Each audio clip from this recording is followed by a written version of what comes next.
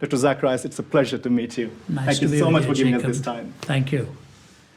Why is there such a great need for apologetics today? And what do you think is behind its resurgence in a postmodern culture like ours? Yeah, I think the second part of the question is more pointed for us as to why there is a resurgence. There's always been the need for apologetics, right from the beginning. The whole gospel message, designated to be the Son of God with power by the resurrection from the dead. That's the evidence that Christ gave. And all of the fulfillment of the prophecies and so on. That is also evidence to confirm and to affirm the believer and the follower. And you go through the great apologists like Justin Martyr and Augustine and come through the medieval times and into modern days, most recent one being the famed C.S. Lewis. There has always been the need for apologetics.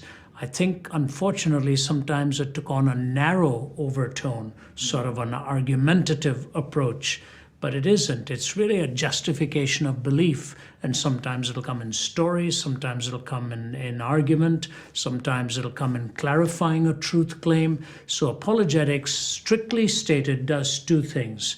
It presents a defense for the truth that is claimed and clarifies that truth for the understanding of the listener. In our times, there has been a resurgence because of the overt attacks coming from the strident anti-theists and in a pluralistic culture where there are other worldviews, the pantheistic worldviews and so on, which became quite in vogue from the 1960s.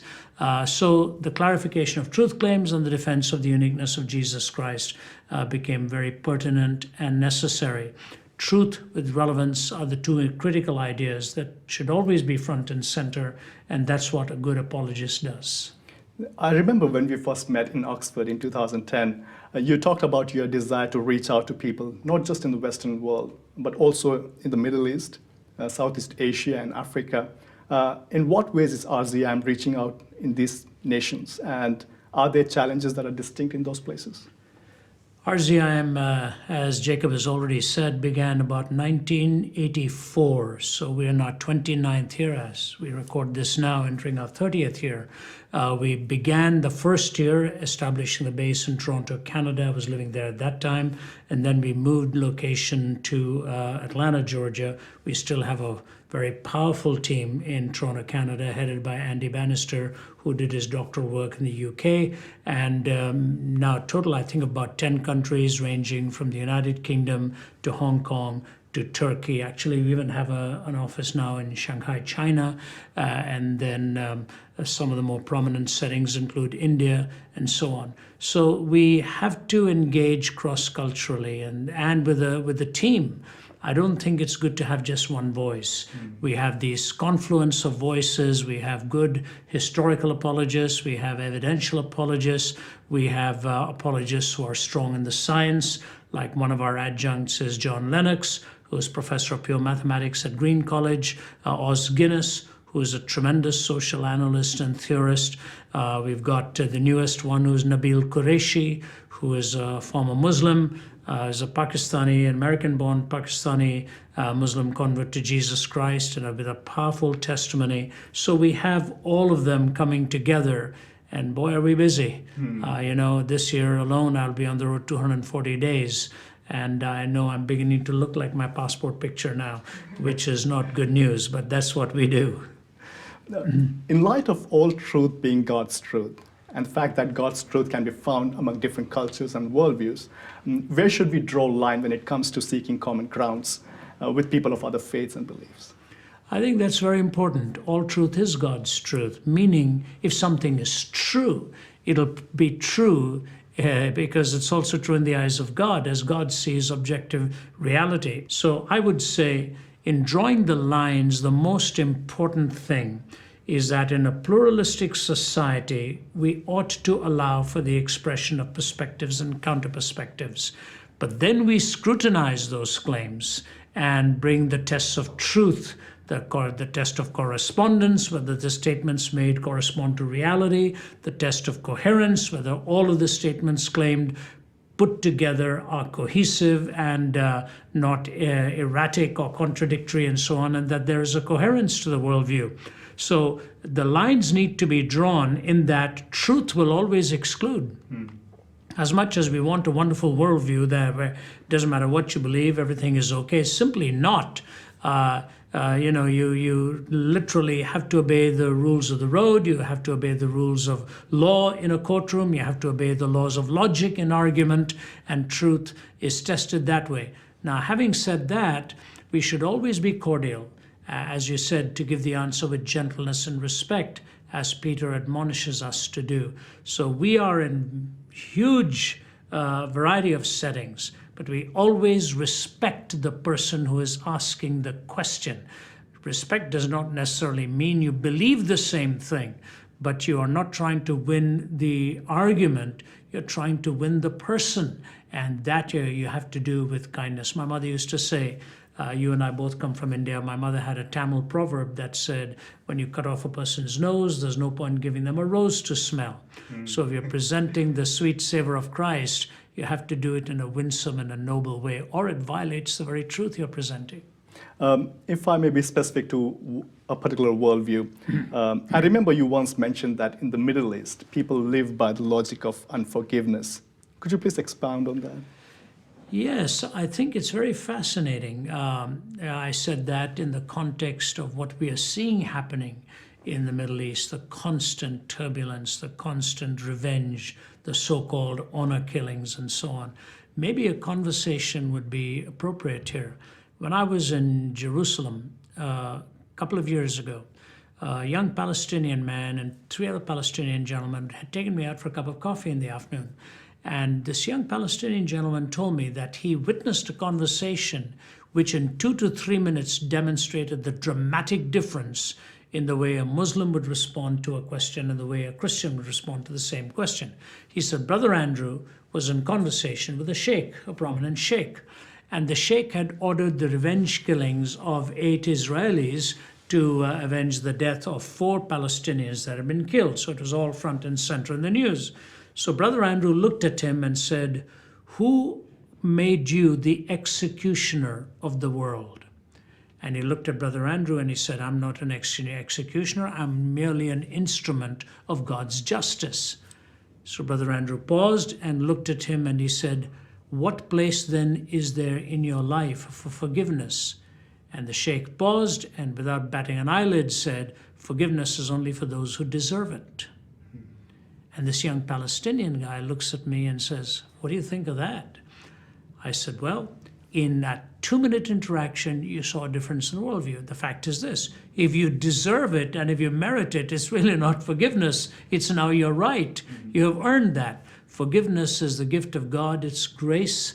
And when I see what's happening in parts of the world with these revenge killings, these honor killings, so-called, doing dishonorable things while calling them honorable, it's nothing more than being the possessor of hate and playing God rather than allowing love and forgiveness to have the day and to build bridges even with people with whom we disagree. So it's a tragic thing. But this goes back all the way to the days of Abraham and so on. And the battle we see being fought in the Middle East really is a 5,000-year-old battle.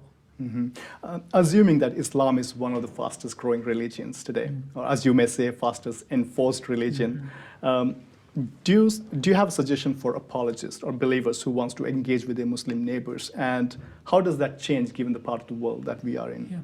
I agree with you, and it's very important that the listener track your question. It's not the fastest growing, it's the fastest forcibly given religion in the world. If young people in Iran were given a choice, many of them would walk away from it. For the first time in a place like Egypt, young people are talking about becoming atheists because they are fed up of what they have seen being done in the name of religion. So when a Muslim claims that there's the fastest growing religion in the world, I always stop them and say, no, we're not talking about a level playing field here. There are places in the world where you have no option. If you do opt out of it, you do so not without impunity. Your family is threatened. If you critique the faith, in many places your life becomes unsafe and so on. But having said that, the vast number of those living in Islamic world privately are really willing to engage in conversation. They have their questions. Unfortunately, what we see out in the open sometimes is the radical, the rabid, the violent person, many in their homes or in a car or in a coffee shop privately in low whispering tones will ask questions. They don't like what they see in the bloodletting that's going on, supposedly in the name of Allah or the name of God, whatever. The fact of the matter is, when a person asks a question, you owe them a respectful answer. In public debate, you can't truly debate the Islamic worldview because so many laws govern their own worldview, things like the blasphemy law and so on. So how do you engage in serious debate? But in conversations, it is going on. And I'll tell you what, Jacob, I meet up with people when I travel, Malaysia and other places, coming to Christ in large numbers through visions, dreams, whatever, but most importantly, seeing the love of Jesus Christ. You must engage them. Whenever I get into a Middle Eastern situation, Islamic world, I don't attack their faith. That's not what I do. I just defend the truth of Jesus Christ, and he being lifted up draws all people unto him. Coming to the Western landscape, do you see the disconnection between church and culture as a settled divorce? Or is there still hope that church can intervene and turn the culture around? Well, what has happened in the West is quite dramatic. I moved to the West when I was 20, moved to Toronto, Canada, where I lived for 10 years, and then moved to the United States. So that's 4 decades ago, 4 decades plus. And what I've seen change is quite lamentable, actually. I don't see why the skeptic has not yet seen the correlation between our economic collapse, between our hate-riddled conversations, and the abandonment of the Judeo-Christian worldview at the same time. The loss of that worldview and the loss of applying the implications of that worldview in economic theory, in the courts of law, in discourse, we just see this kind of hate now. And you listen to a talk show and you find out immediately that there's a restlessness out there. Nobody wants to go to sleep after listening to this feisty discussion on something, or go to work battling issues. But the correlation between the loss of the Judeo-Christian worldview and the collapse of our economy and all that is going on ought to be really evident before us. Someone has said, first piety begat prosperity, and then the daughter divorced the mother. So we had the pious way of living, values, and that brought about the prosperity for our culture. But as soon as prosperity came in, we abandoned the very principles that made our prosperity and our blessing possible. Are you optimistic about future, and do you think we can see another great awakening? If I didn't believe in God, the answer is no. I would have no optimism, because the way we're headed at, so the old adage goes, the faster you are going, the farther ahead you need to be able to see. And we are moving at a very fast pace. Without God, I would say there is no hope. It's certainly going to get much worse. Look at what's happening in the youth today. The trap of pornography, the breakup of families, the meaninglessness in so many lives, the purposelessness, the geopolitical maneuverings that are going on. Supposedly we were going to enter some utopian days. We are farther apart now. The days of the Cold War are actually coming back as far as I can see it. The tensions in the Middle East, the suicide bombings that are going on, the shootings in malls, all the violence in our homeland here that's taking place. What is that? That's symptomatic. As Steve Turner, the British journalist, said, if chance be the father of all flesh, disaster is his rainbow in the sky. And when you see state of emergency, sniper kills 10, youths go looting, bomb blast school, it's but the sound of man worshiping his maker. If chance is the father of all flesh, this is what we expect to see. Now, having said that, because God is so powerful and capable, and in his sovereign time brings the transformation of the human heart, I have hope, because I really believe the young people we are talking to today are listening. I was at Dartmouth a few days ago. largest crowd in their history at the Spalding Auditorium for an event that I was speaking on tolerance. When I came to UCLA, packed to capacity. You were there, present at that one. Princeton, same thing. Every university we go to, heading to Johns Hopkins shortly, it'll be packed. So what I want to say to you is there is hope, because the human heart can be transformed, and we are always just one reformer away from dramatic change in culture. In light of the challenges presented by the current culture, like being accused of intolerance and anti-intellectualism, what would you tell someone who is in a place of doubt and thinks that Christianity is failing them? You know, it's interesting. You take issues of marriage, okay? The Protestant has a different view of marriage than the Catholic, for example. In Protestantism, the ministers marry; in the Catholic priesthood, they're celibate. We have a different view of marriage from Islam. The Christian has a different view of marriage. If in Islam, you're allowed 4 wives at a time, and we believe in monogamy in the Christian. But when I discuss marriage with a Muslim, we're not at each other's throats. We talk about it, we discuss it, we try to see why we hold on to the view. When as a minister I will talk to a Catholic priest about marriage, we're not at each other's throats. We respect one another even though we have disagreement. I don't understand what has happened in a secular setting where if you discuss the sanctity of marriage, all of a sudden it is so hostile and so adversarial. So where is the intolerance? The intolerance on these matters is really not coming in religious contexts. I have, coming up in January of 2014, I'm going to speak at the Mormon Tabernacle again. I have serious doctrinal differences with the Mormon faith. But I'll be speaking at Brigham Young, I'll be speaking at the Mormon Tabernacle. They will be there, they'll be packed, and they listen to what you believe and why you believe it. Why can't we do that? Why can't we learn to disagree without being disagreeable? So here's the point with tolerance. If we truly believe we are an autonomous culture, that every person has the right to his own moral dictates or her own moral dictates, if that's what this culture is all about, then ought it not to be a privilege given to everybody? Or is it only going to be given to a person saying, I will only have, you have autonomy if you agree with me. If you don't agree with me, I'll switch to be heteronymous and immediately cut you down at the knees. So respect and civility are key if tolerance is to succeed. We will never, unity and uniformity are not the same thing. We have to be willing to disagree, not disagreeably, but with civility, and the truth will ultimately win out at the end. Rightly said, Dr. Zacharias. There are many around the world who look to you and your ministry as an example. Is there something that you would like to share with them? I know that you have personal values and principles that you have personally maintained in your life, and how it has helped you in your ministry. Well, it's always tough. You have to be very, very careful whenever you give advice to people on how to govern their lives, because your life is not over yet. And Billy Graham used to say, he woke up every morning, and one of the prayers he prayed every day, Lord, today let me not undo what it has taken all these years to do and to build. So we always have to be on our guard. We always have to be watchful. But I think, the Bible talks about what is in the world: lust of the flesh, lust of the eyes, pride of life. So let me reverse it. Pride is the most deadly posture of the mind. It brought Lucifer to his fall. We always ought to deal with our egos.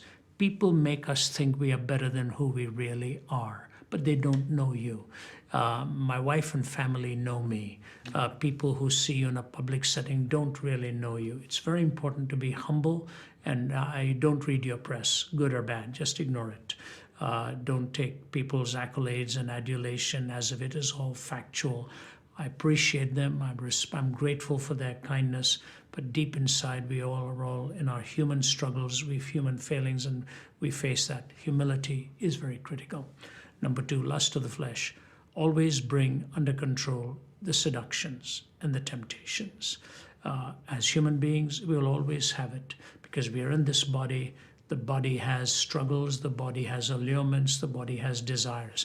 The mind and the imagination play havoc with you. I talk to people who will tell me they don't know why they are addicted to certain habits, because when they finish expressing them, they are emptier than before. But that's the mystery of iniquity. why it draws you in, hurts you, and yet you go back to it. The Bible says, like a dog going back to the vomit. And so I say something like this: guard your eyes. It's where it begins. When the eye gate begins to see a seduction in the process, turn away and move on. Let the imagination have another sight. One of my mentors used to say something like, the first look you can't help, the second look you can. And always guard your eye. That's the for lust of the flesh. Thirdly, the lust of the flesh. And then the lust of the eyes, which is greed. So lust, greed, pride. So you've got pride, which you have to deal with your ego, lust of the flesh, where you have to do with sensuality, and lust of the eyes, where you have to do with greed, how to monitor your finances. And I always believe that this may be extreme, but I do it to Jacob. I think especially those in the ministry have to have somebody to whom they are accountable with their finances, because money makes possible what the imagination often desires. And so if you could guard that area too, you're just taking precautions. And that way your bank account is also monitored and viewed. So the advice I would give is ego, lust, and greed. Watch your step in all of those. That's what the Bible says. All of this is in the world. Yeah.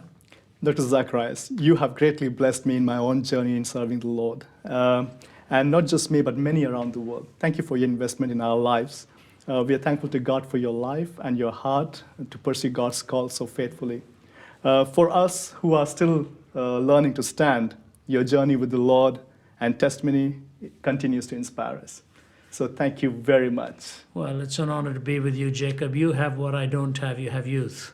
And so I just encourage you, God may use you. He is already using you, and he will use you mightily. If you keep your eyes on him and keep that gifting and that calling clear, I look forward to God using you in great ways. He already has, and that's just a foretaste of the future. So I wish you and your wife just blessed years ahead, and the impact with all who get to know you. Thank you for having me. Thank you very much. God bless you.